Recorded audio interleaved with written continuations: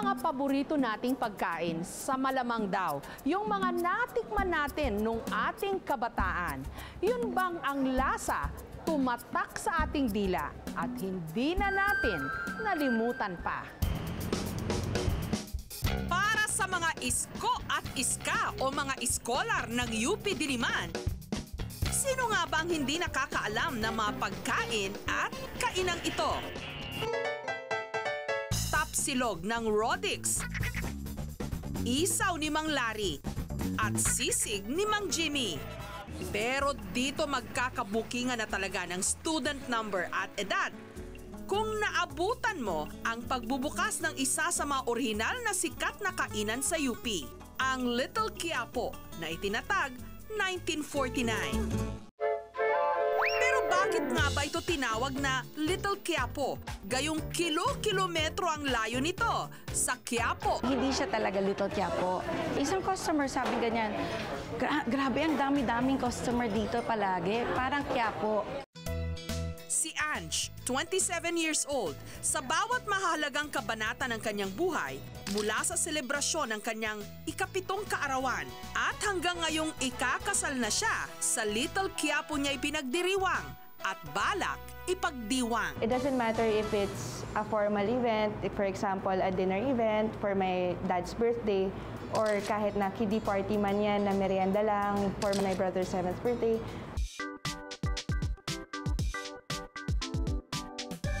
Isa sa mga combo na binabalik-balikan sa kainang ito, ang pambato nilang halo-halo at palabok. Ang kanilang halo-halo, sangkatutak ang sangkap. Ide-demonstrate ko sa inyo kung paano gawin yung famous halo-halo namin, yung binabalikan ng mga customers. Pinaghalo-halo ang beans, minatamis na langka, nilagang kamote, nata de coco, nilagang saba, makapuno at pinipig. At saka inilagay ang yelo at gatas, leche flan at ube naman ang toppings. So ang magde-demonstrate po ng paggawa ng famous palabok natin is si Ate Ningning. She's been with us for almost 20 years. Para naman sa kanilang signature palabok, inihalo sa nalutong bihon ang espesyal nilang sauce. Idinagdag ang dinurog na chicharon at tinapa, pinaibabawa ng piniritong bawang at ginisang tokwa at pusit. Nagsimulang ibenta ang kanilang halo-halo at palabok 1949 sa halagang 15 hanggang 20 sentimos lang. Pero ngayon, ang halo-halo 90 hanggang 130 pesos na at ang palabok 83 pesos kada order.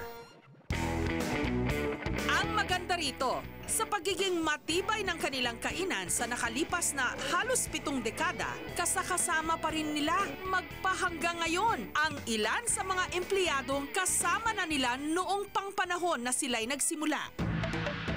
Sinasabi namang mga Chino ang isa sa pinakamagaling, kung hindi man pinakamasarap magluto sa buong mundo. At swerte tayong mga Pilipino dahil dito sa Binondo, matitikman ang mga authentic na luto ng mga Chino. Isa sa mga kainang ito ang Chuan Ki Fast Food Restaurant sa kanto ng Ungpin at Yunchenko sa Binondo. Ang restaurant na ito, 70 taon o 7 dekada na ang tanda. Ang pagkain, Fukien style. Itong mga Fukien people, ito yung mga farmers, no? Ang Fukien style ng cooking is very simple, parang poor man's food. Isa sa mga dinarayo, ang Kiampong. Kiam na ang ibig sabihin maalat at pong na ibig sabihin kanin. So nung unang panahon kasi yung mga farmers, para magtipid, kunyari ang ulam natin kagabi, adobo, yung mga natirang mga sabaw-sabaw nun, yun yung ginagamit na pinangluluto dun sa kanin para maging kiampong. At masasarap pa raw ang kiampong kung meron itong gokong. Pinaghalo-halong Chinese herbs at iba't ibang karne. Ito yung mga Chinese herbs. Yun yung nagbibigay ng amoy. Pagkahalo ng mga sangkap, pakukuluan ng 48 hours o 2 araw. So, masarap nga siya with rice. Actually, it reminds me of bok choy. Pero ito ang restaurant na bahagi na ng kabataan nating lahat. Higit sa lahat, ito ang pamantayan noon hanggang ngayon ng masarap na fried chicken at iba pang mga lutong bahay, ang Savory. Taong 1930 nung nag-migrate mula China ang 4 na Chinong magkakapatid na sina Mariano, Vicente, Tony at Jose Ting. Una silang nagtayo ng isang maliit na pansiterya malapit sa Quiapo kung saan unang sumikat ang kanilang fried chicken. Dekada 50 naman nung inilipat nila sa mas malaking pwesto sa kalye ng Escolta ang kanilang kainan na nooy tinawag na Savory Luncheonette. 1975 naman nung inilipat nila ito sa harap ng orihinal nitong pwesto sa Escolta at mula noon nakilala na bilang Savory Restaurant.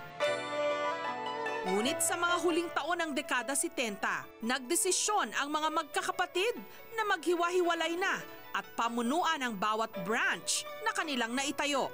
Na-decide nila na mag-expand sila to more branches para meron silang tagi-isa.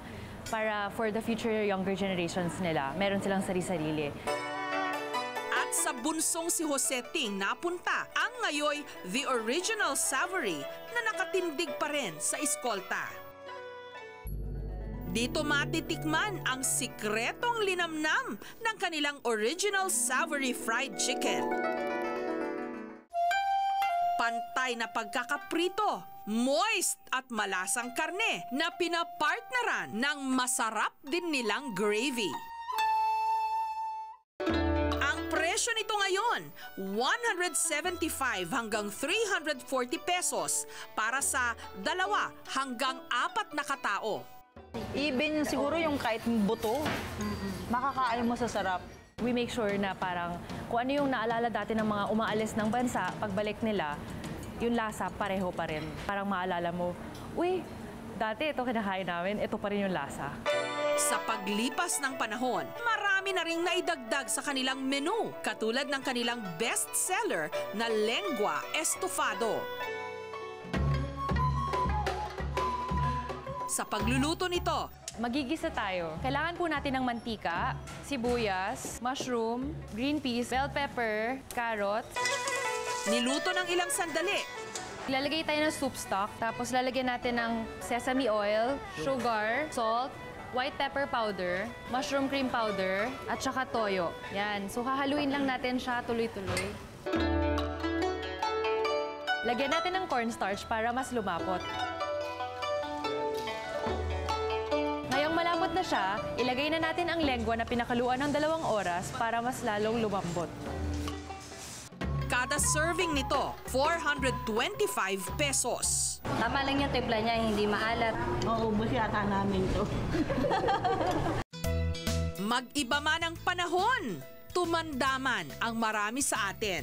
May mga bagay na hindi nagbabago. Katulad ng mga pagkaing hanggang ngayon, hinahanap-hanap ng ating panlasa. May mga kwentong hindi nabura sa ating isipan dahil nag-iwan pa rin ng duda at maraming mga katanungan. Parang mga misteryong hindi pa rin nalulutas. Alalahanin muli natin. GMA Radio Television Arts in cooperation with Loca Production presents Eye to Eye. Sa kasaysayan ng Philippine showbiz, isa lang ang hinirang na Queen of Intrigues, si Inday Badiday. Nawawala ka daw. Totoo. Gandang gabi po sa inyong lahat. Well, actually, hapon pa ngayon, di ba? Nahirapan ako sa silya ninyo, Tita Inday. Pero maliban sa kanyang showbiz stories, tumatak din si Ate Lud sa mga istorya niyang talaga namang shocking. We'll be right back. Promise. At ang isa sa magpahanggang ngayon, laman ng mga kwentuhan at trivia tungkol kay Inday Badiday. Ang ulat niya noon tungkol sa isang babaeng nanganak di umano ng dalag. Ang istoryang ito naging inspirasyon pa ng isang indie film na Isda. Happy birthday, anak. Hintayin mo si nanay, ha. Meron akong surprise sa'yo mamaya. Makalipas ang halos 3 dekada, sa tulong ng dating staff ng Eye to Eye, Natuntun namin sa Barangay Aduas Sur sa Cabanatuan, Nueva Ecija ang 66 anyos na ngayong si Aling Feling, ang babaeng di umano nanganak ng dalag. Taong 1986 daw noon nung ipinagbuntis niya ang kanyang bunso. Malakas may pato ha. Hindi raw siya nakalimot na magpatingin noon sa kumadrona para matiyak na normal ang sanggol na nasa kanyang sinapupunan. Ano si Ma? Sandali, ito na! Ito na! Ito na, Pali! Isa. Si Ma! Isa pang iri. Hanggang dumating ang araw ng kanyang panganganak. Ayan na!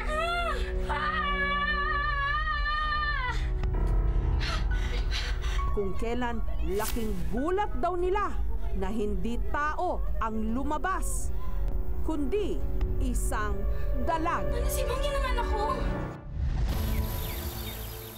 Ang iniluwal niyang isda, pinangalanang Jezebel. Si Jezebel lang napaglihan ko noon, yung nasa comics. Gandang-ganda nga ako, natutulog pa ako yung comics na yun nakapatong sa ibabaw ng tiyan ko Pagka alis nila, umiiyak pa ako. Ayun, nila, sige, magkakaanak, na si Rena niyan. Bagamat hindi raw ito tao, itinuring ni Aling Feling si Jezebel bilang tunay na anak. Pinadedede pa raw niya ito noon sa bote at pinakakain ng biskwit. At ang kwentong ito, lalong pinag-usapan nung na-televised sa programang Eye to Eye ni Inday Badiday. Sa ngalan ng Ama, lalo pang naging out of this world nung pinabinyagan pa ni Aling Feling ang isda. Matatandaang nagninang pa noon si Ate Lourdes. Ayon kay Aling Feling, halos magiba noon ang kanilang bahay sa dami ng mga dumayo sa kanila para makiusyoso. Parang naniniwala din ako dahil sa dami nung magsasabing totoo.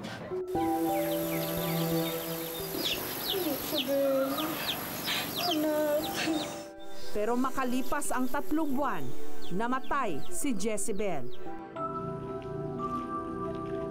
Dito po dating nakalibing si Jezebel, sa katagalan ho, natabunan na ng natabunan. Kaya yun na lang pinaglibigan niya ang natatandaan ko.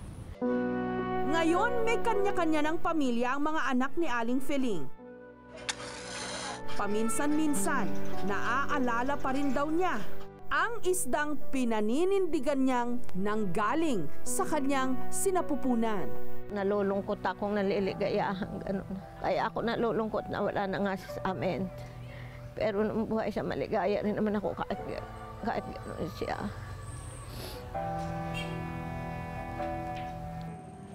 Pero ang ilan mismo sa mga kapitbahay ni Aling Feling nagdududa sa kanyang kwento. Maaring nanggaling lang daw sa katabing sapa ang isda. Kasi nung time na yun, nagising siya ng umaga, yung bulig nasa higaan na niya. Kasi yung ilalim ng higaan nila may tubig. Di siguro yung bulig pumusag at napunta doon sa higaan niya. Kumaga, niloko lang niya siguro yung mga kapitbahay namin na nanganak siya ng bulig. Walang nakakita na inilabas yung bulig, kundi sila din lang sa na pamilya. At kung ang mga eksperto nga ang tatanungin, napaka-imposible raw talaga ang sinasabi ni Aling Feling na nanganak siya ng isda. Posible na magkaroon talaga tayo ng anak na isda, katulad ng tinatawag na dalag. Hindi po pwede. Talagang tao din ang ilalabas natin, hindi talaga mangyayari kailanman na magkakaroon tayo ng anak na isda. Yung paglilihin natin, hindi yun magsasabi or magde-design na kung anong magiging itsura ng ating anak.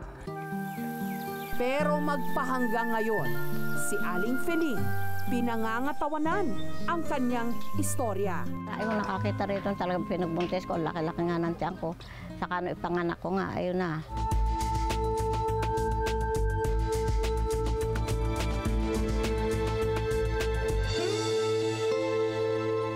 Naging malaking usap-usapan din noong dekada 90 ang di mano pag-atake ng isang taong ahas sa isang aktres sa fitting room ng isang mall.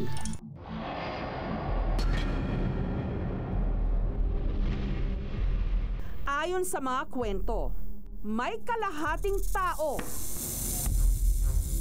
at kalahating ahas na naghihintay lang daw ng kanyang bibiktimahin sa loob ng isang mall hanggang natsyempuhan ito at natipuhan ang isang aktres. Kaya't pinindot daw ng kalahating tao at kalahating ahas ang buton para mahulog ang aktres sa patibong sa sahig ng fitting room. Subalit hindi nagtagumpay ang taong ahas dahil bago pa man niya mabiktima ang aktres, nakatakas ito. I swear we have lunch soon, I promise. Ang aktres na tinutukoy sa malisyosong kwento, walang iba kundi si Alice Dixon. At ngayon, magsasalita na raw siya. Natawa ako kasi parang wow, where did that come from? And then nagtaka ako. Siyempre, nag-isip din ako, meron bang ganun talaga? Later on, it was like getting annoying na kasi sinabi ko na wala naman talaga nangyayari.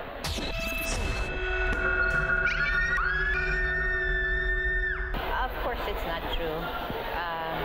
It was just really widespread na rumor.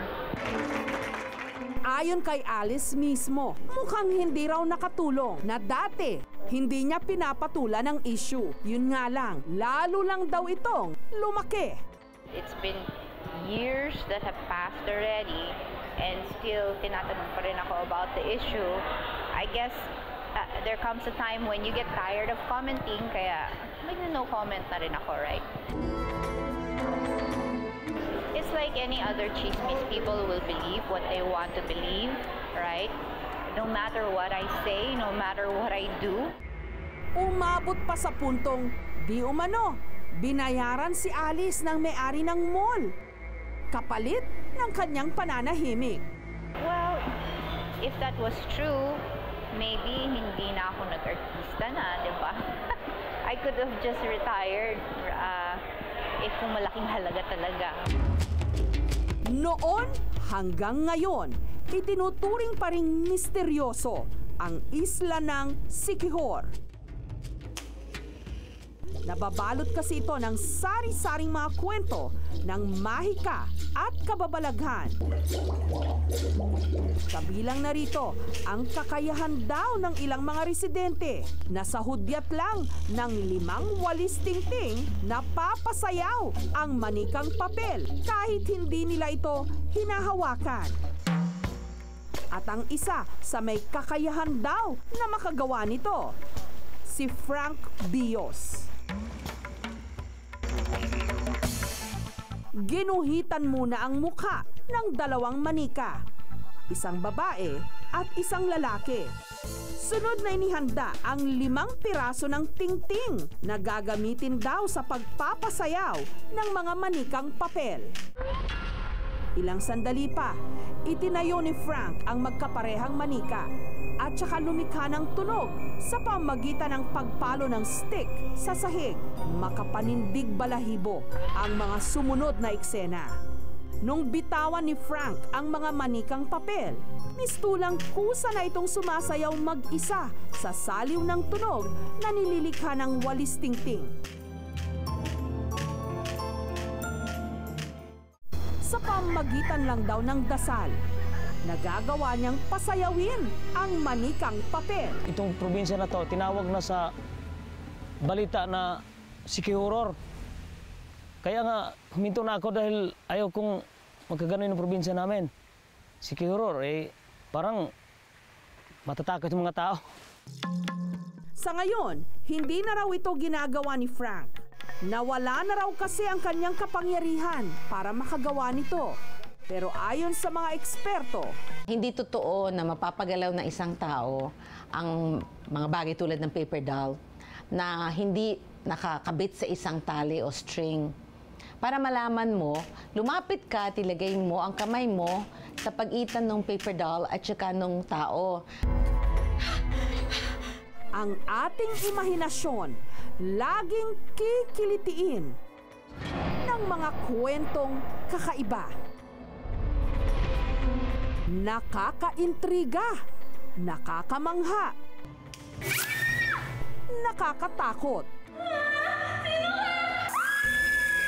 Pero bago tayo pangunahan ng pangamba, paganahin muna ang kritikal na pag-iisip.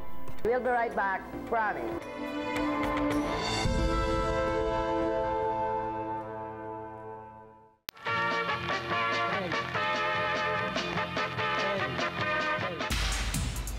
At ngayon, sa ating throwback special, maglaro ulit tayo ng kwarta o kahon. Hey! Nako, magandang araw po sa ating mga televiewers, sa ating mga studio audience! Ang mag-aalat Tito Pepe, si Beto. Yeah, at syempre, bago yan, hindi ko pwedeng kalimutan ng aking co-host ngayon. Palakpakan natin si Bobby! At syempre, meron siyang co-host. Pero warm up muna tayo. Lahat muna ng ating mga kabarangay dito sa Barangay Masambong. Paglalaruin natin ng mahiwagang tunog. At narito na ang ating mga kababayan mula din sa Barangay Masambong, District 1, Quezon City! Yeah! Meron naman kayang makakahula. Oh, ito na ang mahiwagang tunog. Pakinggan na natin.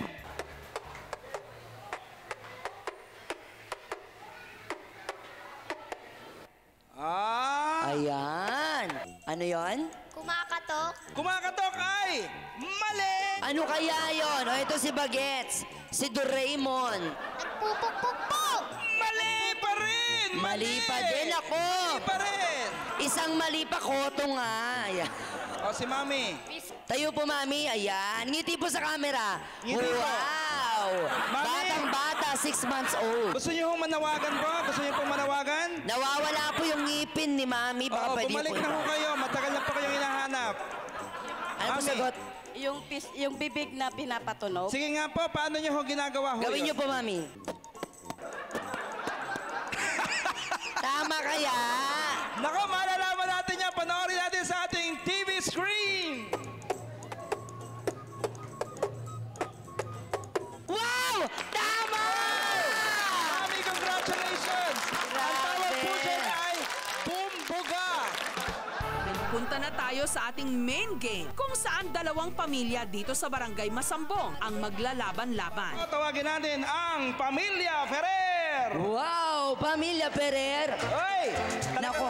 Buhay na buhay ang pamilyang ito, ha? Kilalanin natin sila. Mukhang napaka-energetic nyo naman. Mukhang nakainom kayo ng lactobacillus. Shirota. Anong pangalan po ninyo? Ernesto Ferrer. Oy, Ernesto Ferrer. Kaya pala kayo Ferrer family. Oo, kasi siya. Marisol Ferrer. What happened? Ano Nako, nangyari si sa inyo? Mami, maganda yung itsura niya para sa awiting puson ko ang daigdig. Ayan. So, Bobby, ipakilala mo na ang ating pangalawang pamilya. Nako, Che Pepe, welcome na natin ang Pamilya Oliva! Wow! Oh, ano pangalan ni Daddy? Rene. Si Daddy Rene na parang dating membro ng Kurotong Baleleng. Ayan. Kung sakasakali manalo kayo dito, saan nyo gagamitin ang premyo nyo? Panggastos. Panggasto sa pagpapalit ng bilbil ni Mami. Ayan. At kilalanin Ang una nilang lalaruin ay ang gulong ng talampakan. ang siste. Isusuot nila ang interior ng gulong at iikot sa obstacle. Yun nga lang, paatras silang babalik sa kanilang mga kakampi. At mauna na magawa lahat ng yan, syempre sila ay mananalo ng 1,000 pesos. Wow! Naku, magpalakpakan tayo. Napakalaking pera na yan. Makakapagpabago na yan sa buhay ng bawat isa. 1,000 pesos. Maaari yan ang mapagpagaan ang loob natin laban sa mga kudita. So, Pamilya Ferrer and Pamilya Oliva. Ready, get, set, go! O, yan na. Mabilis, yan, ha? mabilis. Ha? Patalikod dapat, patalikod. O, yan na. Okay, sa ayan ang una ang Oliva family. Bilis. Mukhang matindi ang pangangailangan ng Oliva family. Si Mami. Si Malu. Nakita mo pa siya. Nakakaloka naman. O, mga tatay. Bilisan natin. Tatay, dali.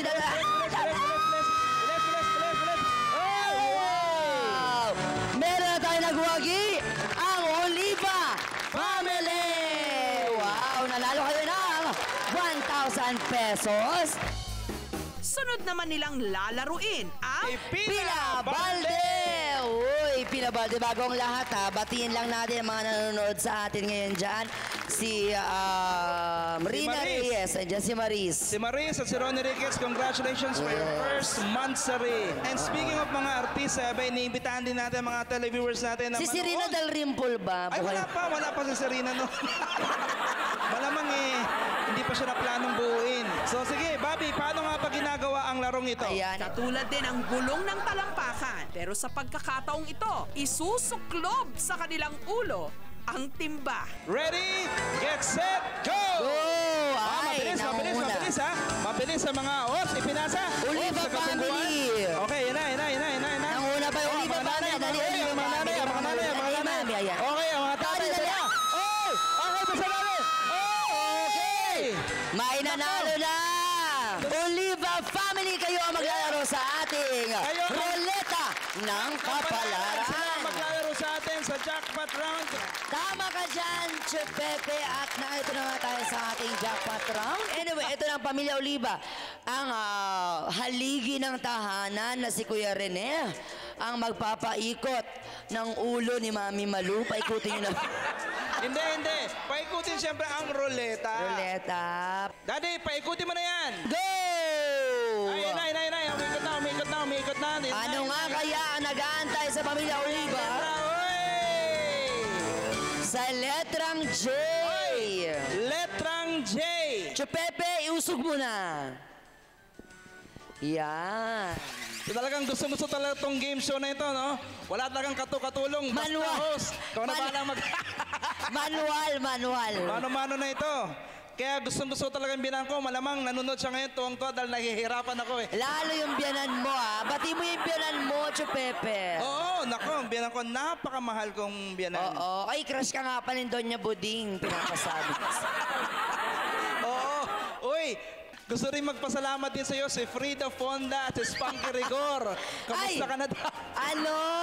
Nag-date kami ni Randy Santiago ng isang araw lang. So, Pamilya Oliva, handa na ba kayong makipagtawaran dito sa kwarta o kahon? At dahil throwback game ito, throwback din ang aming papremyo. Ang tumataginting na 20 pesos, kwarta o kahon? Naku, kung ako yan, pera na agad. 20 na to! Pinapaalala natin na maaring wala talagang halaga ang kahon na napili ninyo. At maaring hindi ka na tumawad pa. Oo, maaring ito na talaga ang huling tawad. Ulitin ko, sa halagang 20 pesos, kwarta o kahon? Kahon! 60 pesos, kwarta o kahon? Kahon! 80 pesos na, kwarta o kahon? Kahon! Gagawin natin 280 pesos, kwarta o kahon? Anong tingin ng ating mga audience? Kwarta o kahon? Kahon din silang lahat. Kahon pa rin. Okay, dadagdagan natin ng, gawin na natin. Naku, hindi ko na alam kung paano kumpitin ito. Ayan, sige. Chupepe, ikaw pa ba? Alam mo naman, ang course ko, kinuha ko sa kolehiyo ay BS Math. BS Math? Magaling ka sa math? Hindi, bobo sa math. Bobo sa math. Okay, gawin na natin. Ako nga, Chupepe, mascom eh. Talagang mass communication? Mas comfortable sa bahay. Maganda yan. Gusto ko yan. Oo, joke yan nung 80s. Joke. Okay, gagawin na natin. 480 pesos, kwarta o kahon? Kahon! Dadagdagan ko ng 220 pesos. Ibig sabihin yan, 480 plus 220, 680 pesos, kwarta o kahon? BS Math din ako. Bobby, okay ka lang ba? Hindi ka pa pinakain ng ating mga sponsors? 480 plus 220, 600? Ako na rin, nalito na rin. 480 plus 220, 700 pesos, kwarta o kahon? Kwarta na! Magbukas kaya tayo ng isa muna. M na muna. M. Okay. Eto na. Ang hindi napili ng ruleta. Chupepe. Ano nangyari yan? Chupepe, eto na. 500! 500 pesos. JK, 2-0. 1-0. 1,000 sayang. Muli kong tatanungin ang pamilya. Nakita nyo na, hindi nyo napili ang 500, ang 1,000. Ito ay 700 pesos. Kwarta o kahon? Kwarta! Hindi pa kayo nag-iisip? Isipin nyo mabuti. Kwarta o kahon? Kwarta. Ayan na, buksan na natin. So buksan na natin, Bobby. Sabay tayo. 1, 2, 3.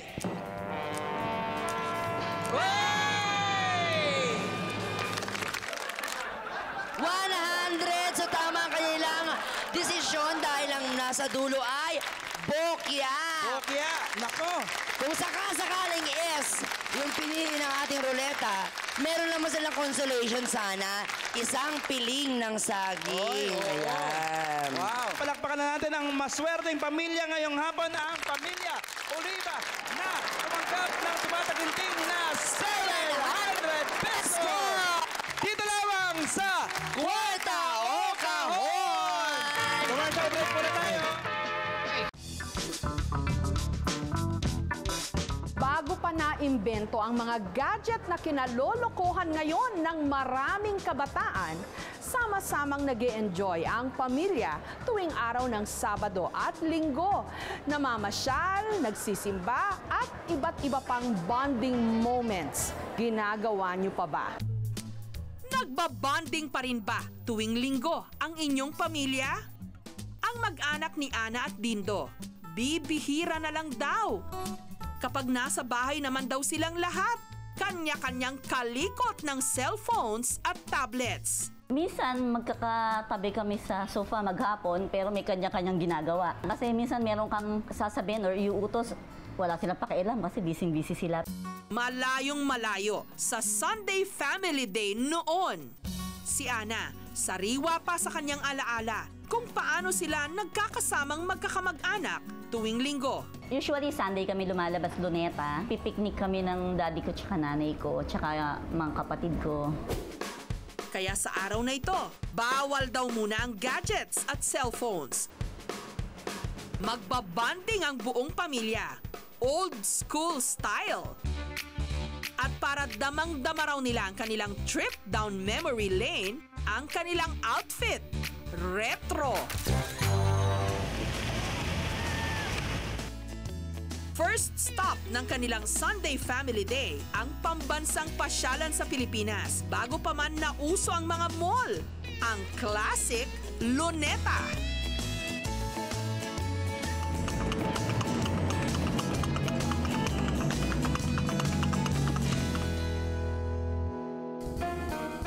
Maya-maya pa, naglatag na sila para mag-picnic.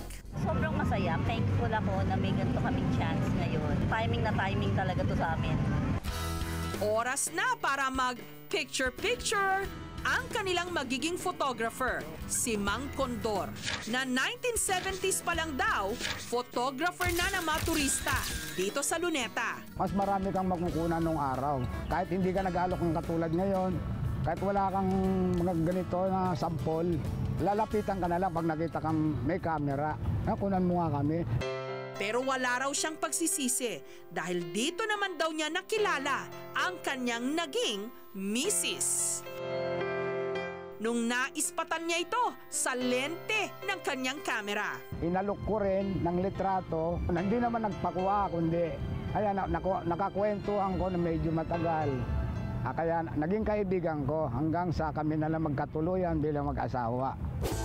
Samantala, ipinakita ni Mang Condor sa pamilya ni Ana kung paano dinidevelop ang kanilang litrato. Ito, pinuputol ko yung negative, parang ilalagay ko sa film developing. Tapos ilalagay ko sa blitz. Matapos ang ilang oras, pwede nang ipa-frame ang kanilang litrato.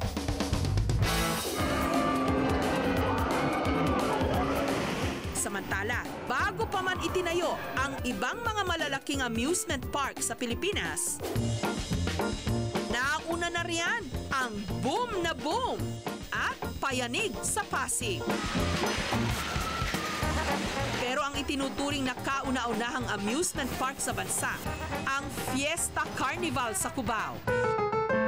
Ang ilan pa nga sa mga mahahalagang eksena sa pelikulang Payaso ni Kuya Germs noong 1984, dito kinunan. Fiesta Carnival, alam mo naman, hindi lang pa siya kundi kainan, shopping, nandiyan lahat kompleto. Panonood ng sine, meron dyan na lahat na wala ka naman kailangan pang punta ng iba. E naabutan nyo ba ang mga roller skating rinks noon? Sa mga mall sa Pasay, Makati at San Juan? Hindi tulad ng rollerblades na nasa gitna lang ang 4 na gulong. Ang roller skates, magkabilang gilid ang mga gulong na parang sa kotse. Ang preno, nasa unahan ng sapatos.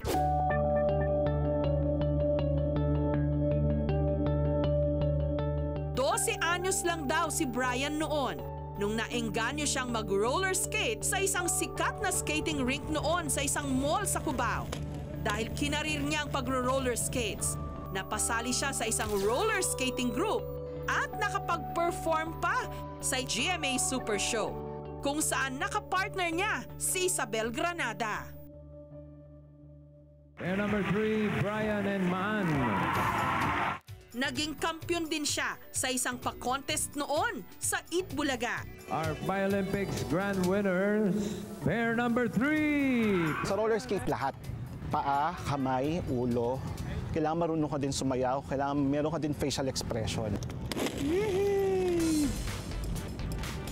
Ang isa sa kanyang roller skates na itago pa niya. Ito, nabili ko to siguro mga 1990 o 1991. Nagbasag pa ako ng 5 alkansa para lang mabili ko to. Sa araw na ito, tuturuan ni Brian ang pamilya ni Ana at Dindo na mag-roller skates. So 1 foot at a time. Kaya ako sinabing open arms yan para nababalance ko din yung katawan niya. Kahit nagkakandadapa-dapa at dulas man sila, hindi naman maikakailang ang ngiti at saya ng mag-anak. Mas masaya kasi kasama yung family ko kahit di sila gaano marunong. Kahit ako, nakalimutan ko na yata paano eh.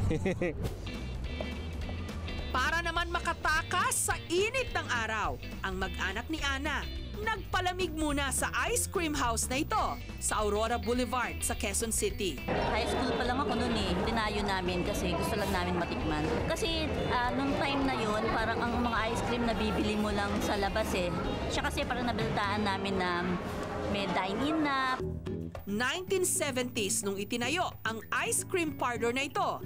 Sa loob ng mahigit 3 dekada, tinangkilik ito ng pamilyang Pilipino. Hanggang tuluyang nagsara noong 2010. Pero nito lang 2012, muli itong itinayo sa dati rin itong pwesto. Present pa rin ang mga all-time classic ice cream katulad ng Banana Split, Peach Melba, Daredevil, Parfait, Ernie and Bert, at syempre, Halo-Halo. For trying to copy the old one, talaga mahirap. This is totally different. Maraming memories na madudulot doon. It was classy at that time. Ang pamilya ni Ana, enjoy na enjoy sa kanilang ice blast from the past. Masarap, tsaka parang siya pa rin yung dati. Bawat isa sa mga lugar na ito, marahil naging bahagi rin ng kabataan mo. Wala man na ang ilan sa kanila, katulad ng mga lugar na ito. Pare-pareho silang nasa pinakasulok-sulukan ng ating mga puso na anumang oras pwedeng alalahanin at balik-balikan.